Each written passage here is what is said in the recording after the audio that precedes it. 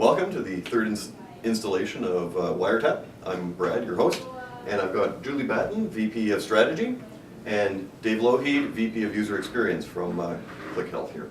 And we're going to be talking mainly about mobile today. So a couple of stories in the Klick Wire.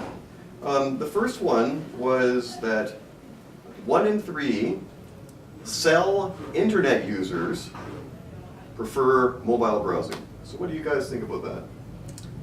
Well, I think the fact that people are using mobile is not that surprising for the internet because they're kind of on the go. It's an easy device to access when they're online or in front of the TV, but it's still not a huge penetration. So the majority of people are still accessing through their desktop. However, we are seeing an increase of those who are preferring to access it on their mobile device, which is an important trend, and I think for me, that means making sure that you have the mobile optimized experience, because for some of those people, they may only go to your website on their mobile device. So if you don't have that optimized experience, they may not come back if it's not what they expected.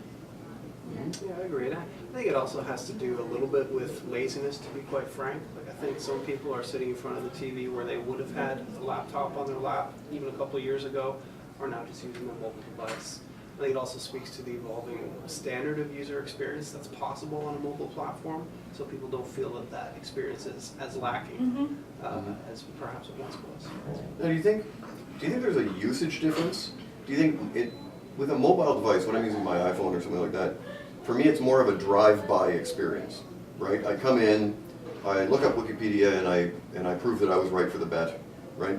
And then I move on. So do you think it's that type of experience, or do you think people are learning to be more in depth with these devices? Well, I think it kind of depends what you're doing. I think there are a lot of drive-by experiences, like if you're looking up a restaurant nearby or directions to something, for instance, but I also think there's a lot of people who are spending maybe hours even on their Facebook or tracking their health efforts on their phone in terms of maybe putting in what they've been eating or whatever. So there are certain things that could take a little bit more time where someone might spend a significant amount of time on their cell. Yeah, it's really hard to say. I think it really depends on the individual, but I think more and more people are, to my earlier point, more satisfied with the mobile experience now, and don't feel like there's something missing. So I think that explains a lot. Yeah, good point. Which brings us to our second story, which is also about mobile. So we've got a story here from eMarketer, which is showing that time spent, so minutes spent, with mobile apps versus mobile web, and you'll see the chart if you actually look it up on the Klick Wire, where it's like 101 minutes on apps and 23 minutes for web in March. How do you guys feel about that stat in terms of that engagement? Yeah, I mean, I think apps, we've seen a lot of movement sort of towards apps at the very beginning of the sort of mobile revolution, maybe 2007, and then we saw some movement kind of away from it now because of interoperability. But I think what that says is that the apps that people use, they really love. So I'd like to know, which apps is most of that time being spent on. My guess is it's going to be things like email, like Facebook, like Kindle or Kobo, that kind of thing, rather than a wide, diverse offering. Yeah, I mean, I think when apps first came out, it was kind of like the more the merrier. People would kind of download every app and their phone would be kind of full with them. Now it's kind of people have like 2 or 3 apps that they use all the time and they use them a lot. So again, like if we think about the mobile web in terms of what people are using, a lot of the things that they'll surf for are kind of quick hits of information, the Wikipedias, the Yelp with the stock quotes, whatever. But on the app, you're actually using it to do something that has a kind of a higher functionality that you need, and that's why you've downloaded an app.